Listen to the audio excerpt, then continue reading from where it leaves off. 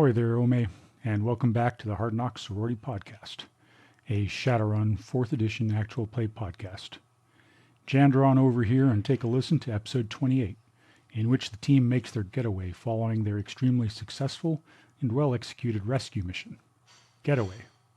Oh right, that part no one planned for. It goes swimmingly. After a bit of a miscue, Cecile gets a good night's sleep. Deandra, Ice, and Rigor Mortis drive through the night, and Grace and Ollie go camping. As always, featuring Beth as Grace, aka Nightingale, and Val as Ollie, aka Boxer, Veronica as Cecile, aka College Girl, and Kat as Deandra. It's really whiz that you are joining us, and I hope you enjoy this episode. If you do, please tell your friends and leave us a positive review. We are available on most podcast services, YouTube, iTunes, etc. You can also find a link to our Discord server in the podcast description and on the YouTube channel. We would love to hear from you, and we share a lot of in-game pay data there as well, such as maps, intros, fluff, and character stories. So pop on over and say hello. On other topics, the secretive guild of Shadowrun podcast and content creators that I may or may not be part of invites you cordially to check out the great pay data that is being created for you on the Matrix. Today I want to tell you about a collaborative effort between two of my favorite Shadowrun podcasters, Mr. Johnson of the Arcology podcast and Opti of the Neo-Anarchist podcast, as well as several other great cast members. The show is called Shadowrun Origins. Our intrepid cast plays their way through the published adventures of the golden era of the game. It's brilliant and a fun listen with great characters. Thanks again, chummers. Don't forget, watch your back, conserve your ammo. No matter what anybody tells you, as technology is never your friend, and never ever make a deal with a dragon.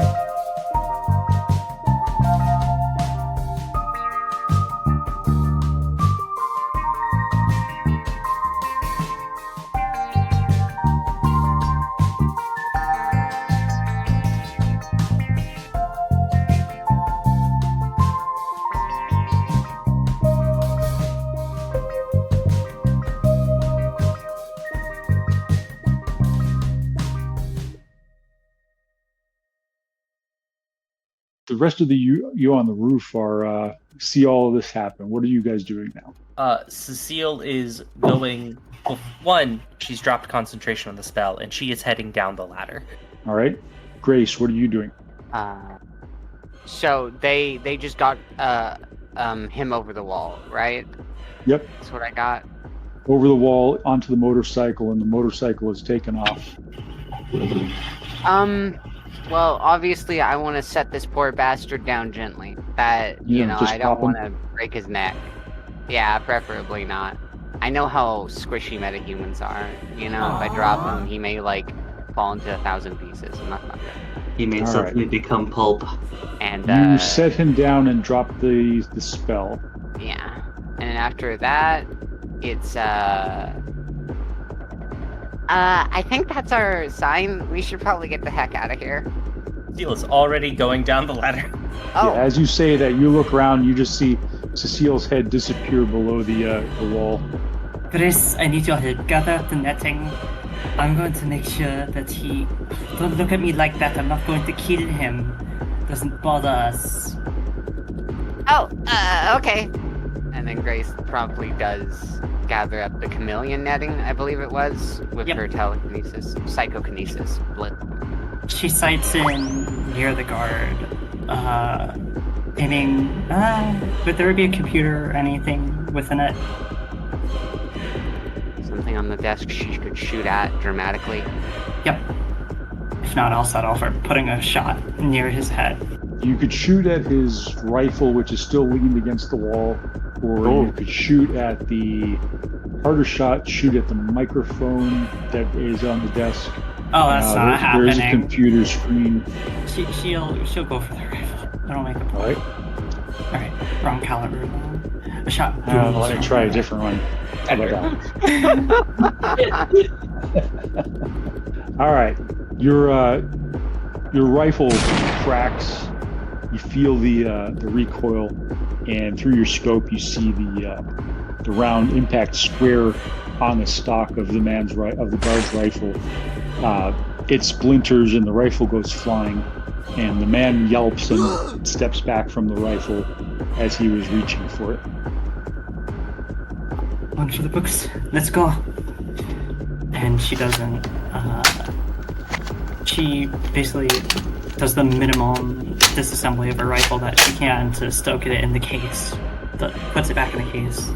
And, she, unless Grace is going to grab her up for for another dramatic leap down, she's going to attach her grapple and rappel down. Grace has to get down somehow. She's probably going to have to levitate herself down.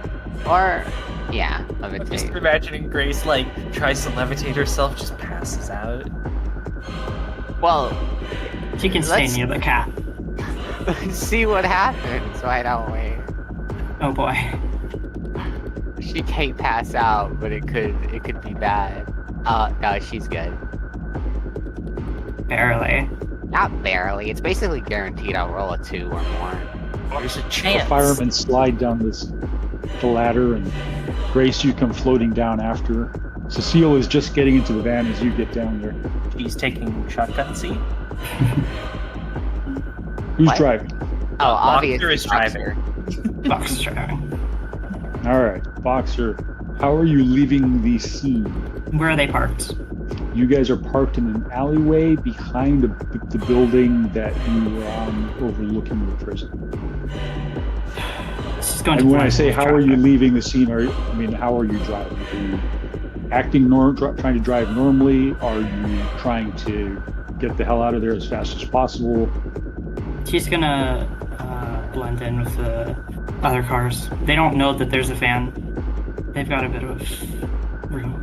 All the same, she has her REs assembled and stuck nearby. Grace, are you masking or camouflaging in any way as you're leaving the scene? I imagine she's staying close to the wall, and that's probably it. Oh no. She's lying down in the back of the van. Oh, yeah, in the van? Yeah, get in the van and just lay down inside of the van. She's tired anyway, so... Yeah, go take a nappy poodle. She has the camo netting, so if she really wants to. What's all that camouflage in the back of your van? She might cuddle up inside of the camouflage, I'm not gonna lie. I don't know what the chameleon web netting looks like, but it might be something that her... It's active, so it blends in with the background. Her exhausted mind may be like, yes, blankets. And she just curls up. Alright, so back to the people on the motorcycle. Yes. Deander, you're driving. Yes. Aggressively. How long are you going to maintain the aggressive driving, and where are you going? I'm probably going to get out of P-Loop as fast as I can, and then I'm... You heading for Auburn, or are you heading for another place? I don't know the map. Well, you've got Auburn to the north of you. That's where both you and Boxer's residences are. Sandbar is not going towards Auburn. Don't track the shit home. Probably... Is Tacoma north of... Tacoma's west. West. I think I'm gonna go northwest. Not not close to the Samovar, trying to kind of not the inner city, kind of get close to the inner city in Tacoma and try to get like further away, I guess. Okay. Make another pilot groundcraft test, please.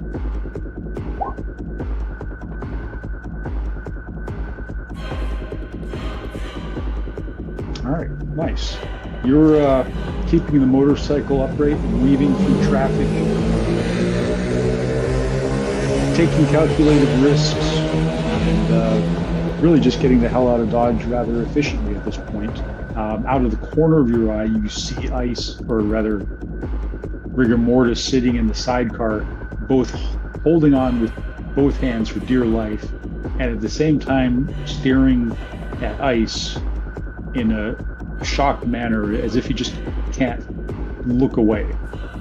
I think even though Deander's going to she remembers that no one speaks Baratheon, and she switches to English. Do you have a safe house planned? You hear Ice yell behind you, I don't think we planned it that far ahead. Yeah. I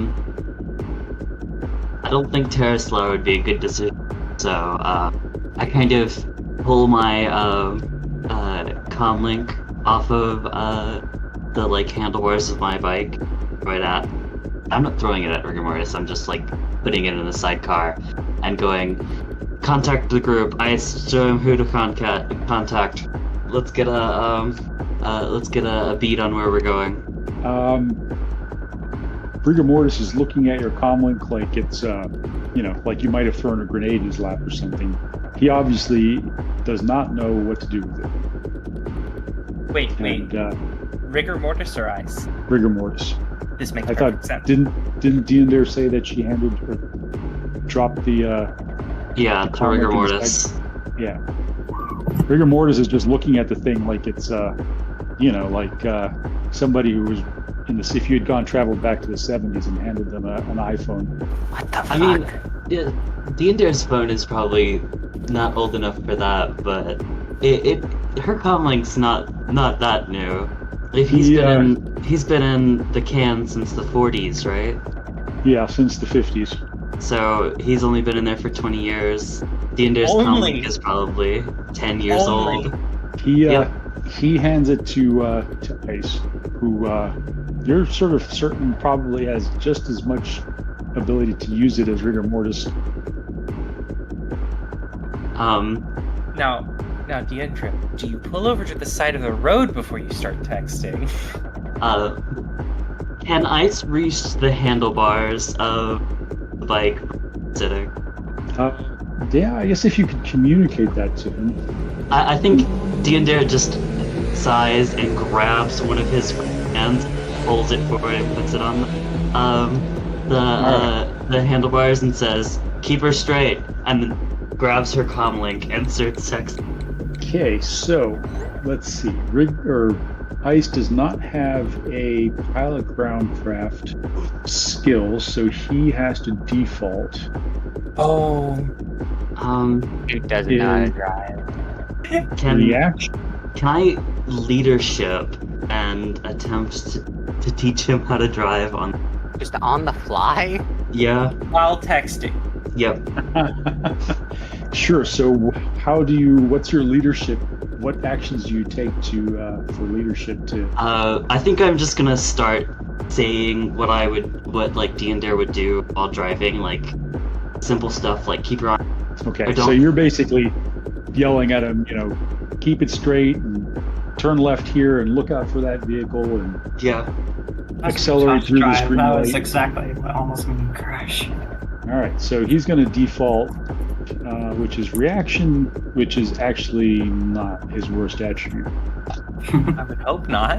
And it appears as if he's got control of the vehicle. I don't know why it rolled that many dice. That seems awfully much. Let's just redo that. Said it rolled 10 plus 10. That's more like it. Yeah. Ooh, yikes. Okay. Yep, he's got control of the bike and he's following your directions to the letter. So you're placing a call, or you're texting the group? I'm placing a call, and then it's gonna my headset, and then I'm gonna start driving again. All right. So you guys, the rest of you guys in the van, Boxer, Grayson, Cecile, as you're sort of infiltrating the regular flow of traffic, you get a call from Diender.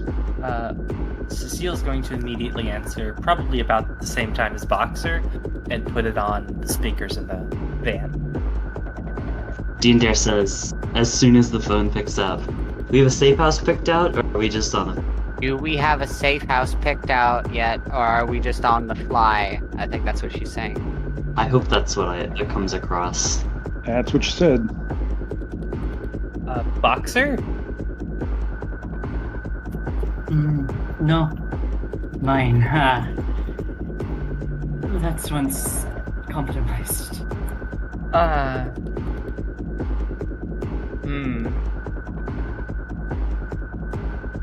We could go to a hotel. I don't think trying to hide three norms in Terrace Loud, especially with the ancients prowling. No, I mean a real hotel. Yeah, you could find a coffin hotel. You are in Puyallup still, although Diender is getting close to entering Tacoma. Diender, you could always ask your fan club if they have it. Oh my god, no. That's the worst idea. Just because you want it to happen doesn't mean we do. The devious laughter is what gets it. So, note for the team. Arrange safe houses ahead of time. I mean, my character can't know that. Well, she's not completely... Is it Shahomish or Everett was the one that had all the norm cultists up there? Snohomish. Snohomish?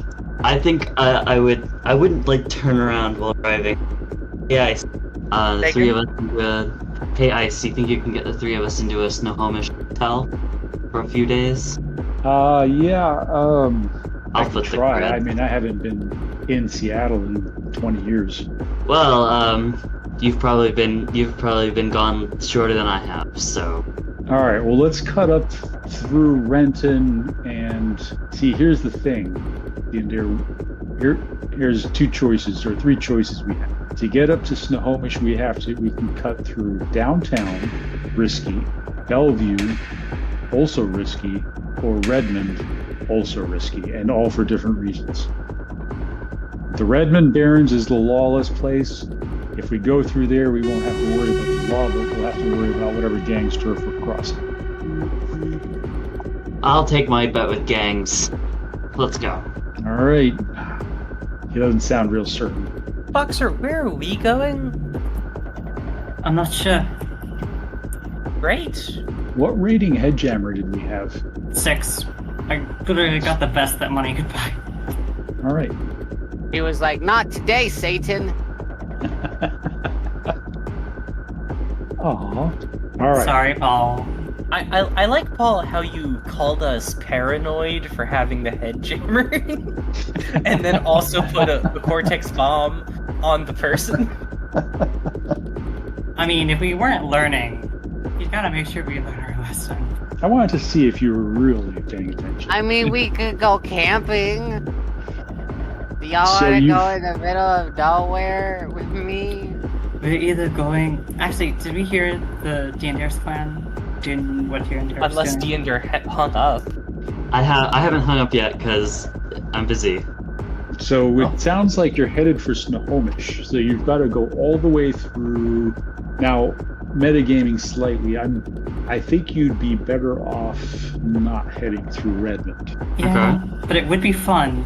Yeah, I mean, you don't it would even know definitely if be fun. roads are clear in Redmond. I'd get to kill things. No, Diendra, Ice, and Rigor Mortis would have to kill things. Diendra is scarily efficient at killing things, though. Redmond is like Mad Max and The Walking Dead rolled into one nasty neighborhood. And Bellevue would be better. Bellevue is like The Walking Dead meets Mean Girls. What? Oh no. Cecile loves it in Bellevue. It's great. Is it because she's a cyber zombie? Bellevue is the hoity-toity place where all of the most upper crust of Seattle live. We'll end up on more cameras going through Bellevue than we will through Redmond, and that'll just cause problems in the future. That's a very good point. There's a heavier Lone Star presence in Bellevue, and response time is much shorter in Bellevue. I'm picking Redmond because in Redmond we can shoot our way out of the problem rather than having. Okay, But we could go camping. only 2 of the 3 people on your bike have guns at all. I will not be using a gun, so I will just. So one of the 3 people on your bike have a gun. Maybe we should go camping, where the biggest issue will be a scary beastie that I'll have to tame with understanding. You know what? Cecile is messaging Prokop that they've extracted the target and they're going to be finding a place to lay low. Yeah, Okay. that would be wise. In the meantime, you guys are all headed through Tacoma, Renton, Redmond. You know what? Actually, Paul, can I look up like a list of can I look up a list of half decent Tacoma hotels? Yeah, absolutely. Okay. Boxer? Does any of you have Seattle knowledge? I do, actually. I have a map. I mean, actually, I don't think I have Seattle knowledge. I have Portland knowledge. So no, I do not. Okay. No Seattle knowledge, no underground, no nothing knowledge-wise about Seattle that might be useful. She doesn't? I have a really good map. All right, yeah. I So have you Seattle. do a Google search for a hotel, and of course you find many. Where are you looking for specifically? Is there a location? Something in Tacoma. Something in Tacoma. Okay. All right. Let's take a look at what we have in Tacoma. I have Shadow Community. I don't know if that's useful here at all. That could be useful. I mean, yeah. Roll Shadow Community. Who even knows what we know? Yeah, I know, right? They're unknown Yeah, nothing knowns. useful here. Yeah, That's okay, what let surprising me about games. roll Shadow That Community. we're gonna be touching those. 0 success. You're Okay. coming up blank. Okay, that seems in character, but I don't like that. But that's in character. That's understandable. So I'm going to give you one idea for that. You remember that you had a meet at a place in Tacoma once called Basil's Faulty Bar. And you remember the dwarf who runs it, Basil, is reputed to be an ex-Shadowrunner.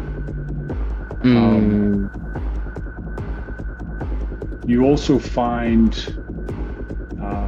and Cecile is finding a couple of things. So there's a motel called Lakewood Comfy Cuticle, which advertises itself as a clean and low-priced accommodation for visitors. Great. Cubicle security was recently upgraded, and there's a wireless network installed. Perfect. Boxer, pull over. I'm getting out. Pull over.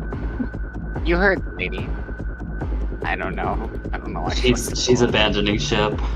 There's also the Sheraton. You could always check into the Sheraton. What's the Sheraton? The Sheraton Tacoma is a fairly upscale hotel. It's advertised as having plush turn-of-the-century decor, Oh. and it caters particularly to business travelers through SeaTac, through the airport. And So- it's Would that be equivalent to like a middle or high lifestyle? middle. Middle. Okay. It's also famous for, during the Night of Rage, apparently, a couple hundred metahumans took refuge in it, and the hotel staff barricaded the doors. So, yeah, that definitely pops out at you, but it's maybe a little bit higher visibility than the Comfy Cubicle. She's going to the comfy cubicle. All right, so Boxer, did you actually pull over and let Cecile out? Until she explains what she's doing. I'm getting out. I told you. There's more to it than that. Why are you getting out? To leave. Alright. Thank you. He just gives up on you. Cecile gets out and calls the grid guide and is clearly just waiting. You're in Puyula. Oh, never mind. Nix that. Stupid plan. It's basically one step above Redmond. So, Boxer, you've already pulled away? Yes. No, Oh wait. my God! We had to get our Robin out of the nest. New subplot unlocked. Paul, let me ask you a question. How much does the van weigh? It's You are several not thousand going pounds. to be able to use levitate on it. No, just let me know. How much does it Several weigh? thousand pounds. Like 7,000? 5 or 6. Yeah, 5 or 6,000 pounds. Probably not going to happen unless I get really lucky with an edge roll. Veronica. For edge on this. That's You never know that. going to happen. The van is pulling away from you. Are you going to try and call them back? Yes, Cecile is running for the van again. All right, Boxer, give me a perception test. Oh no! +2. Because you're looking back going like, what the hell is she thinking? Oh yeah. You're looking back thinking, this is a terrible idea. And as you're thinking that, you see the same thought appear on Cecile's face. You see the realization as she gets out and looks around her and realizes as she taps her comm link and is looking for a grid guide and realizes that the next grid guide is like 30 minutes away. And all of a sudden you see sort of this panicked look across Cecile's face, and she's looking back at the van, holding up her hand and running after it. Are you stopped? She stops. She's not a monster. Or is she? Cecile gets in extremely quickly. Slams the door shut behind her. Don't say anything. And it is at that point that the horse peeks up from between the two seats in the front, and she says, "What just happened? Don't. I don't want to hear it. You smell."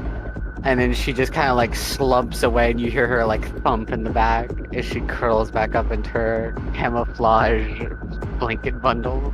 So, Cecile, you could just message the group and say, hey, let's reconvene at the comfy cubicle. Oh, she's not bringing anyone with her. It's just for her. She's not inviting Boxer to have a hotel nearby. All right, so I just wanted to go camping anyway. Ugh. Dindir, you're off. You guys are headed for Snohomish through Redmond. So as you are entering Redmond from Renton, you basically pass through a checkpoint, but it's checkpoint keeping people from coming in from Redmond, not letting people leave into Redmond. If you want to go into Redmond, that's your problem. I think she just like races through the checkpoint. Yep, there's nobody's trying to stop you because nobody cares, and It's like the border into Mexico. yeah, it's a one-way border. I mean, nobody. You want to go to Redmond? That's your problem. Nobody's How are going to you come gonna- looking for you. Wait, hold on. How are you going to get out the other side? Bribes. Okay, if you say so. That's Yeah, our so- policy. Let's Boxer say is not that going you're to back shoot in you out. control at this point. ICE has relinquished control of the motorcycle, so give me another pilot groundcraft test. Pilot Groundcraft. 3. No problem. So as you pass through the checkpoint, the terrain becomes immediately much more difficult. The roads are strewn with debris, giant potholes, burned out vehicles, rubble from buildings. It's late afternoon, getting to evening now. Currently, the streets, or what were streets in Redmond, are still relatively clear of people. You're fairly certain that once night falls, things are going to get a little bit more hectic out here. Oh, this is gonna be good. Extinguish shower there. I'd love to shoot something. I think Deander's probably not going to slow down, but and hand it to Rigor Mortis and go, you know how to shoot this thing? What did you hand him? And my pistol, my heavy pistol. Okay. He takes it and looks at it and just nods. And Ice has unslung his shotgun at this point. And I'm going to say, so here's, do you have any navigation skills? I don't think I have. No, I do not have navigation on my skills list. Is navigation a skill? Yes, it is. So I can default on it. You can default on it. You're going to need to, because at this point, you don't know exactly the way to go. I mean, the streets have been destroyed. Landmarks have been destroyed. There are no street signs. And the grid guide that works inside Seattle does not function here. I am going to pre-edge on... No, that is 4, so it is not we did not fuck it up. Intuition, default to skill, 5. Wow, nice. Yeah, so you know you need to head north, and since it's starting to get dark, you saw the sunset to your left, and you're just going to basically keep going. And so Boxer and Cecile and Grace, what are you guys up to? Cecile is going to wait until they get back into civilized society and then do the same thing that she did in Puyallup, but this time more sensibly. So as you cross into Tacoma, as you start to cross into Tacoma, obviously the ash and grit and grime starts to subside, and Tacoma is a working neighborhood, the dock area, so you could, at this point, you feel like you could safely get out and catch a grid guide. Steele's going to wait half an hour from that point. All right, so you're well into Tacoma. Boxer, where are you actually headed at this point?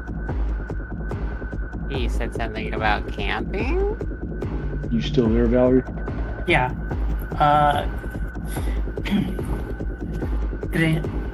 Nathan, You're it? Yeah. You said something about camping? Yeah, camping. Grace, at that point, clambers up into the front seat. Where? Because they dropped her off, right? So are you climbing onto Cecile? No, she Cecile's still hasn't dropped her yet. No, she just kind of places herself halfway onto the middle console. Yeah, camping. Just anywhere other than Seattle. I think I've had enough of Seattle, honestly, for a little bit. You could always go to Pines. Do you have the camping gear in your truck? In your van that you talked about? Of course I do. Let's go. And I won't be going with you. That sounds good to me. I mean, sorry. Cecile just gives the horse a look, really? The horse, her ears kind of pinned down, and then she suddenly assumes a very innocent, anyway. Innocent horse look. All right, so you're stopping to let Cecile out at this point in Tacoma, and then you're probably going to head east towards the border with the Salish Council. How much is the charge for pre-booking a room at the Cozy whatever? 50 Nuyen. Okay. She's just gonna go ahead and pay that. That's a night or a week? That's a night. Okay. And you're catching a grid guide there. Yes. Yep, you have no problem hiring or hailing a grid guide. And it takes you to the comfy cubicle, which is, like I said, sort of almost a coffin motel, but not quite. It's a bit better than that. And it's clean. You can walk around at least. Yes, it's not, it's probably, by grid guide, probably about a 20-minute drive to Olga's tea room, and probably about a 30-minute ride to the area where you remember Samovar to be. Cool. And Grace and Boxer, you guys are headed east. So you're headed from Tacoma through Auburn towards Salish territory. Are you going to go? Let's see. You're probably going to have to really get into camping area, to get out of Auburn and into the forest. You're going to have to cross the border into Salish territory. So as you're doing that, do you have? I imagine Grace is probably going to either hide herself, and Boxer, you're going to use a sin to cross the border. Yep. I mean, if we're doing it legally, wouldn't that? Well, it's not like the Salish matter much, do they? I mean, one of the things that checkpoints do try to look out for is people trying to get like unusual animal specimens through undetected for smuggling purposes. The Salish border is actually relatively tight because if you remember in the 2030s and 2040s when the Native American wars were happening, the Native Americans took back over the territory, and most of the non-native people became refugees and flooded into Seattle. And the territories around it don't really want all those people coming back necessarily. So usually you're going to need some kind of visa or some kind of entry permit or some kind of reason for entering Salish territory. So you know that there are some fairly strict controls there in that area. But here's an idea. Why don't you go back to the place that you camped out the last time, where on the way back you got intercepted by the Colonel? I mean, that doesn't sound like a bad idea. Yep. Since we've already established that was accessible to you and you know where it is, it's probably a safe bet. I think that sounds like a good idea, instead of having to go through the process of custom. Ugh. Yeah, or trying to run the border somehow, which you could totally try to do. That's something Grace presumably knows. So, because Grace has sense of direction, she presumably knows like a clean shot through the Salish border, unless they've changed and like they patched that hole that she's been using to get back and forth between Pines and the time she's been stuck in Seattle. Isn't Pines in Snohomish or Everett? No, it's outside of Seattle entirely. Unless... Okay, so she has a residency permit, so she could probably just cross the border. Wait, hold on. Hold on. Wait. Serious question here. Do ponies... Can you give a pony residency permits? She's got a sin, right? No, she doesn't. Grace doesn't have a sin. Oh, so you don't She's have an a extra residency. planer. Did you forget? Not at all. I thought she just walked into the DMV and got herself a permit. She got a permit. She got a permit for it. No, she crossed the border illegally, like everyone else. Listen, if we can have cyclopses and Well, Paul, Yetis the and books do point out that humans a lot of races don't actually have proper representation in terms of being able to be citizens. Yeah. Since she is a horse, it's possible they would consider her a metasapient rather than a full sapient. Yeah. In which case, they might not really even care. But they wouldn't give you residency because you wouldn't have any legal standing. So, I mean, they might try to kidnap you, but legally, it's unsure whether or not you can be anything other than property. It's okay. I'll own Grace.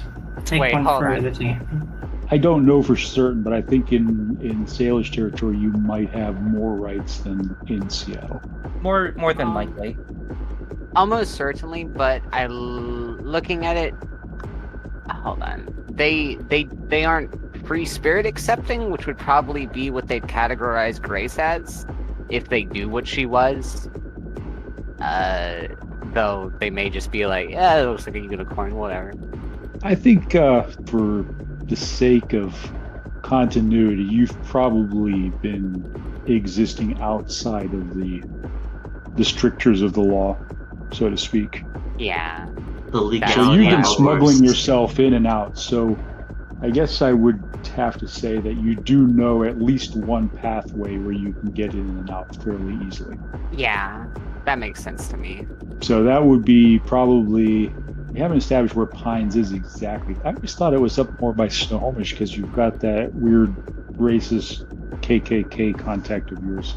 Nah, he's just a contact of mine. Okay. He's not in Pines. So let's just say it's Pines is west of rural. Auburn. So basically you cross the border into Auburn usually. And so you guys are headed through Auburn now into that area where you guys had hidden out that other time more recently. Yeah. Camping time. So, yep, camping time. So we've taken care of you guys. But now we need to get back to the people on the motorcycle attempting to cross from south to north the long way through the Redmond Barrens. Deander, do you have any kind of gang knowledge? I do not. Yikes. Okay. How about Ice? Does Ice have any kind of gang knowledge? He does not. Oh, great. Deander, roll your police procedures, security procedures roll then. Knowledge police, I guess. Yep. Let's go. 3. So, all knight errant officers on the West Coast know about the Redmond Barrens. I mean, they're infamous. They're a completely lawless territory, ruled by various gangs who claim turf and smuggling routes. The people who live there, are living in abject poverty and squalor, and everybody here openly carries weaponry as a means of deterring violence. And basically everything's pretty much collapsed. It really is a kind of Mad Max post-apocalyptic kind of scenario. So you're already throttled down quite a ways. You're not able to maintain the speed that you were because roads are just rubble strewn and there are barricades. And sure enough, before long, you see a barricade across the road in front of you that does appear to be populated by several gang members carrying weapons who are taking note of your approach and beginning to take cover, aim weapons at you. I turn to Ice and go, do we want to try to talk our way through? Ice looks at you and he says, yeah. Okay. Weapons down. And I throttle down. The muzzle of the shotgun pointed at the sky. I throttle down, kind of come up to it a good ways away, I guess. Or not a good ways away, like a safe distance, I guess. Make a perception test. Perception 1. All right. They are definitely wearing gang colors. It looks like they are wearing mostly red. They are armed with an assortment of pistols and submachine guns and maybe 1 or 2 rifles. There's definitely some little pieces of body armor here and there. None of them is really wearing a full suit. And then one of them comes forward and he's carrying a submachine gun that he's sort of holding the muzzle up, and he's walking towards you with his hand out held, and he says, he's a human, and he says, hold on there. This is Red Crush territory. You got to pay a toll to get through. What's the toll? 100 million a head. Will that get us safely through? It'll get you safely through Red Crush territory. Okay. I like All the right. kind of devious chuckle. So you give him a 300 million? Yeah. All right. Did I say Red Crush? I meant Crimson Crush. Just Crimson in case Crush. you guys were fact checking.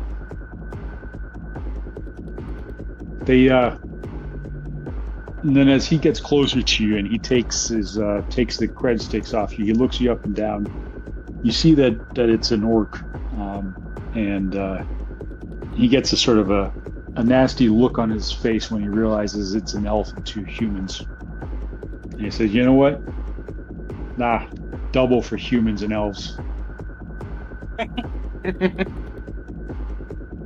You know what? You've caught me in a good mood. Nice, you owe me. And then I hand over the rest. He says, all right, head straight through. Don't, no deviations. Turns or deviations. Understood. All right. Now get out of here. All right.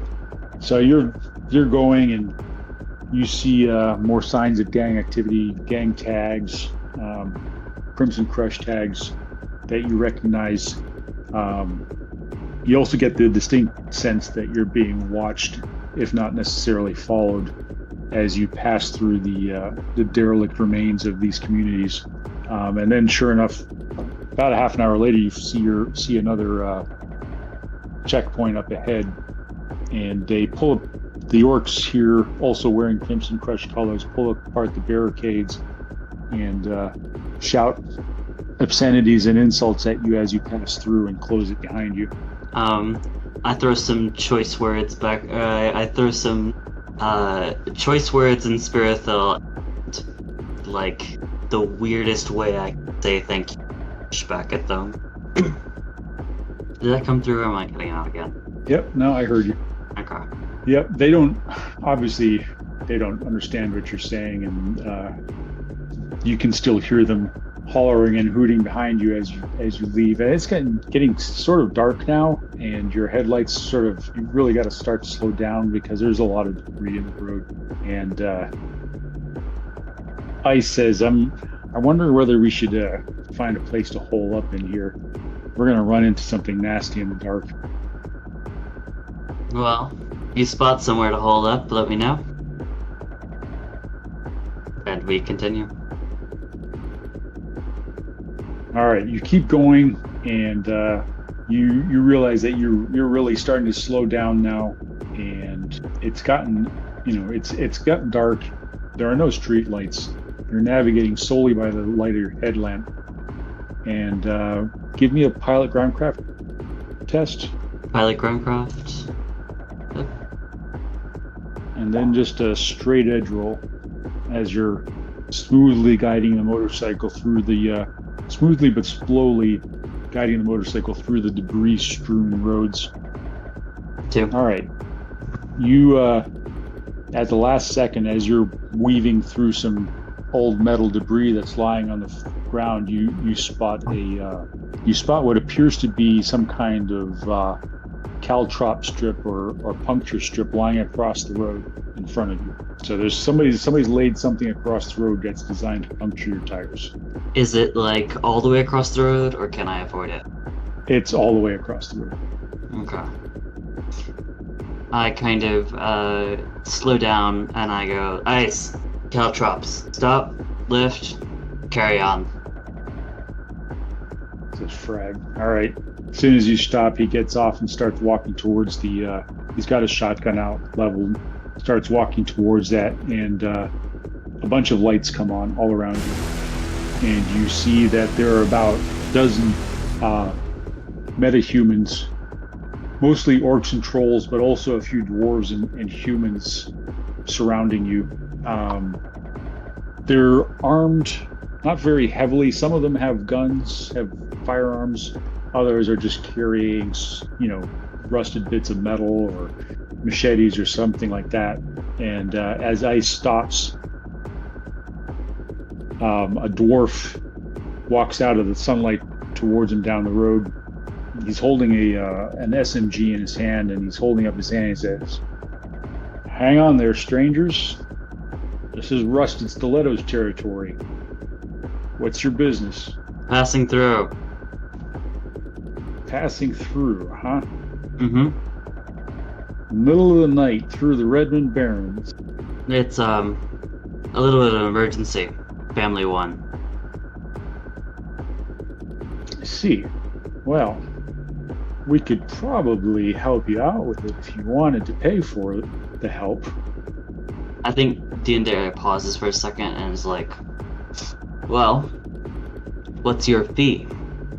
And what's the consequence if I decide it's too much? Which way are you guys headed? North. Well, we can get you quite a ways north this is mostly all of our territory, but it's going to cost you.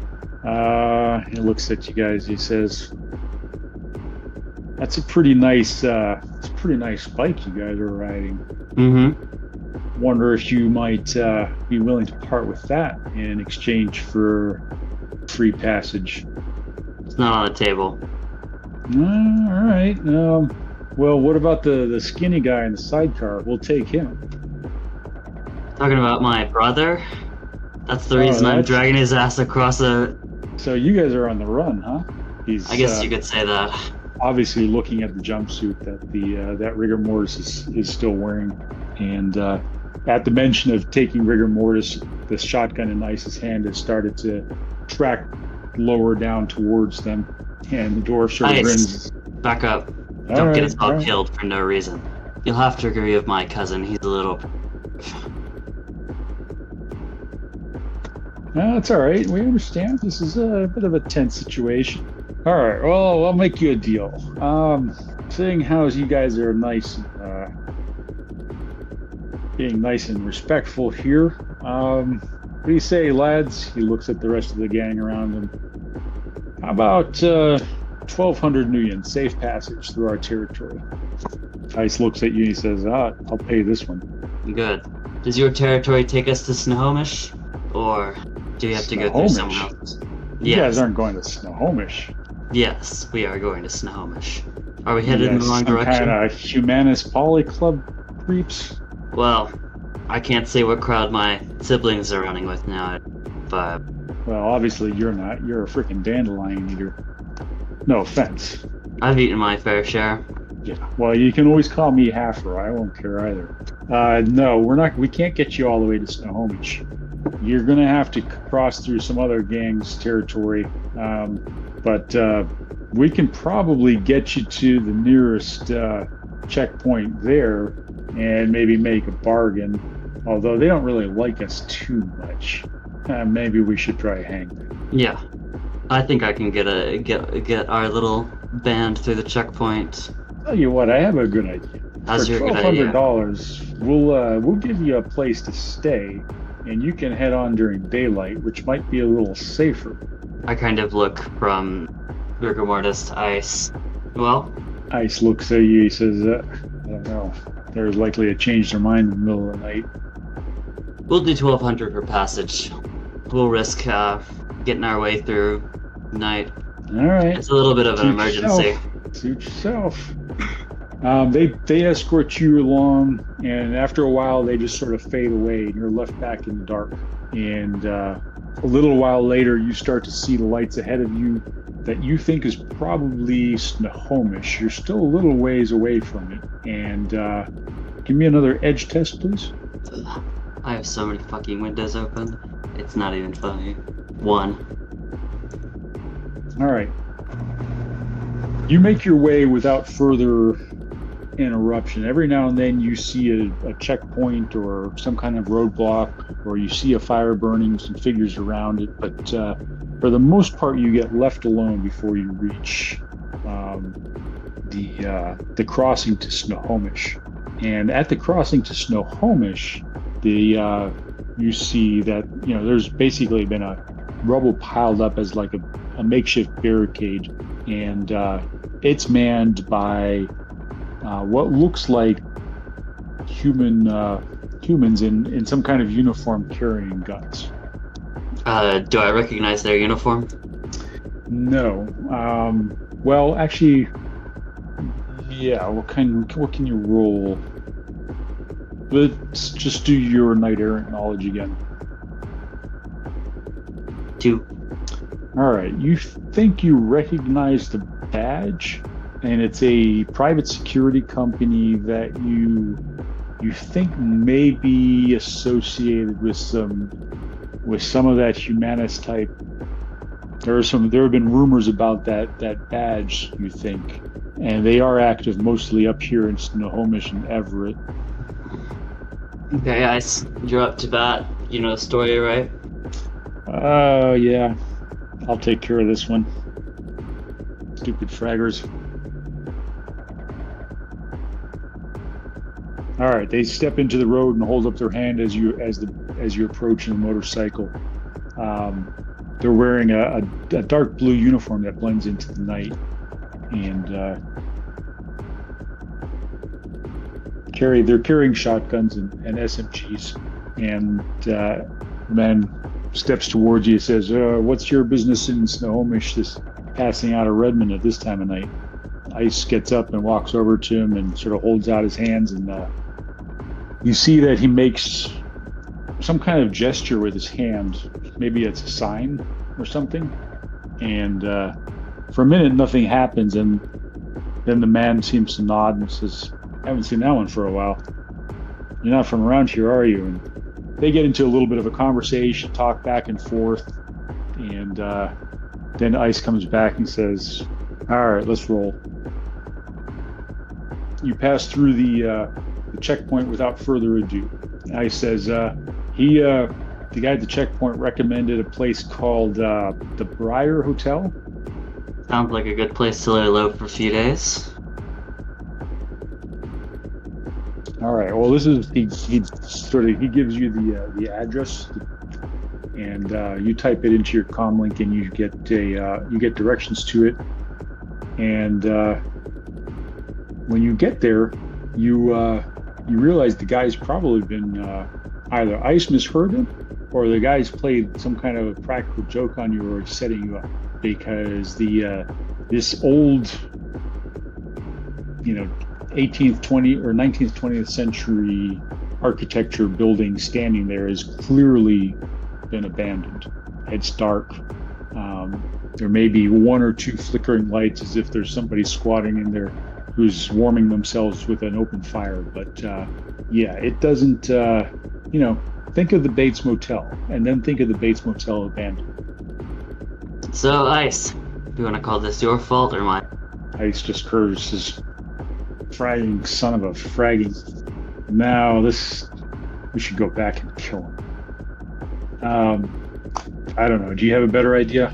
I'm not staying here. This place is giving me the creeps. I call Cecile. You call Cecile? I am calling Cecile in the middle of the night. Cecile, it's several hours later. In fact, I think you're probably asleep at this point, right? Oh, definitely. I mean, you've taken advantage probably of all of the amenities that the comfy coffin or the comfy cubicle has to offer. Oh, she took a shower, she got her clothes washed, she had a nice drink, she's doing great. Your comm chimes at you. It takes a minute for her to pick up, and then she answers, "Who is this? What do you want?" It's D and Dare. We're in Snohomish. We're safe, I guess. I need a quick favor. Uh-huh. Will you find us a hotel? You need me to find you a hotel? I figured you'd be better at it. Sure. I guess. Whatever. She sounds like she's barely awake and kind of confused as to what you're asking her. Okay. Whatever. Paul, how long does it take Cecile to find an hotel in Snohomish?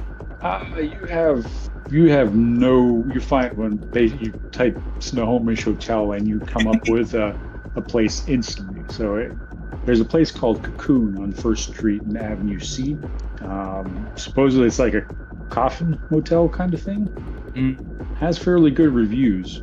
Is there anything slightly below it that looks even slightly comparable? Is the next one down poorly rated? Yeah. Okay. Cecile sends the directions for the Cocoon and just hangs up. There's actually the Snohomish Sheraton. Oh, they have a branch there. That's interesting. Cecile, you think that might be more of D&Dare's, after looking at the review, the Cocoon may be a little bit too hip kind of a place, Snohomish Sheraton might be more D&Dare's speed, at least in Cecile's mind. I'm going to roll composure to see if she's awake enough to care. Or mean enough to send her to the hipster bar. She sends the other place. Sends the Sheraton. She also sends the Cocoon as also this, and then hangs up. I text Cecile a thank you, and then I don't lean back onto ice, but I kind of turn to ice and rigor mortis and go, so, the cocoon or the Sheraton? For the record, you're left undelivered. Let's do the Sheraton. Okay. Before we get there, we should come up with a cover story, I think. Yeah. Let's get a room together. Let's not split up. Yep. How about we go with the siblings thing? Yeah, we could do that. I'm the odd one out, but you two. Who's the oldest? I'm 62. All right. So you're the oldest. He looks at rigor mortis and says, "He's the middle, and I'm the youngest." And he laughs. Well, rigor mortis does not look amused. I guess he we hasn't should. said much this whole journey either, which is he seems to still be sort of absorbing the whole impact of everything going on.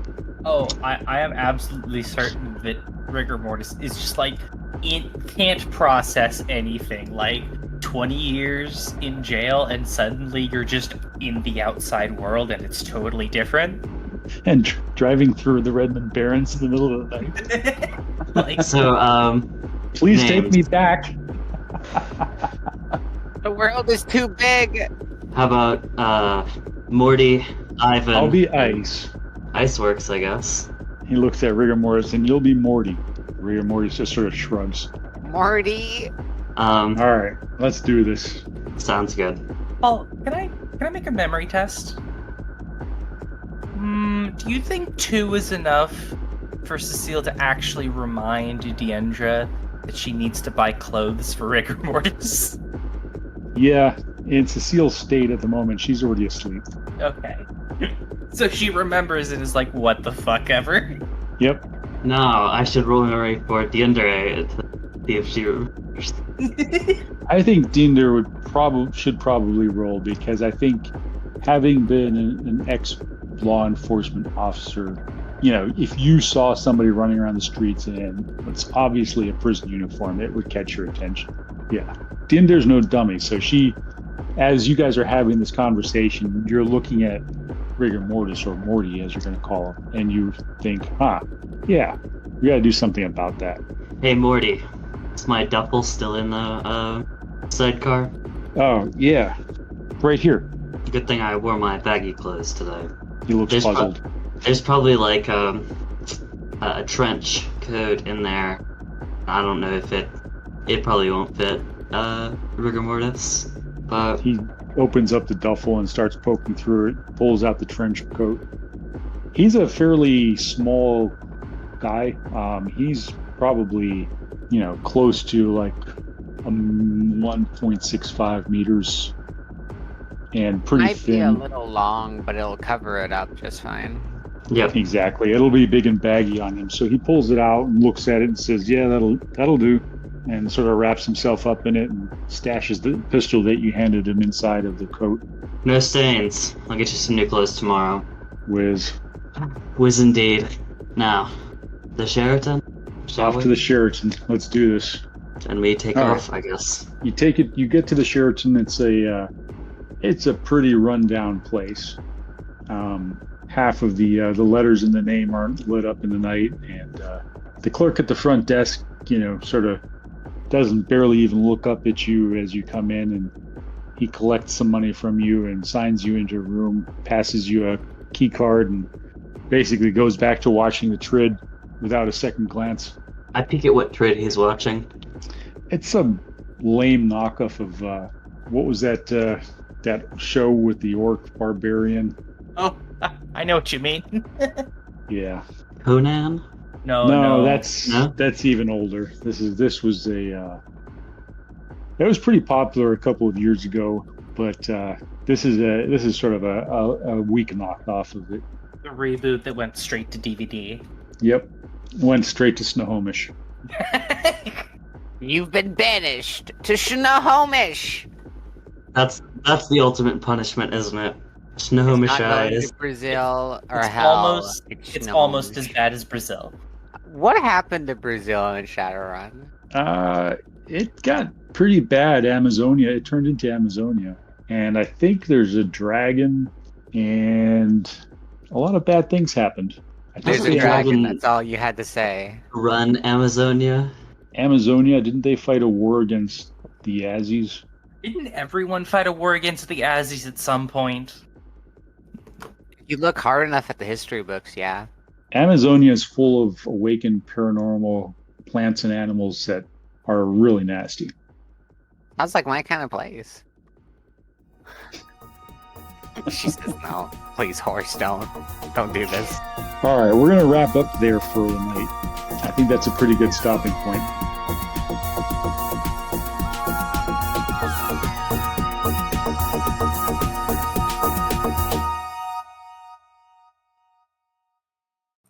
The Topps Company, Inc. has sole ownership of the names, logo, artwork, marks, photographs, sounds, audio, video, and/or any proprietary material used in connection with the game Shadowrun. The Topps Company, Inc. has granted permission to the Hard Knocks Sorority podcast to use such names, logos, artwork, marks, and/or any proprietary materials for promotional and informational purposes on its website, but does not endorse and is not affiliated with the Hard Knocks Sorority podcast in any official capacity whatsoever. The music for the Hard Knocks Sorority podcast was written and performed by Trace Mineral. The Hard Knocks Sorority podcast is licensed under a Creative Commons License 4.0, meaning you are welcome to use the material as long as you give us credit.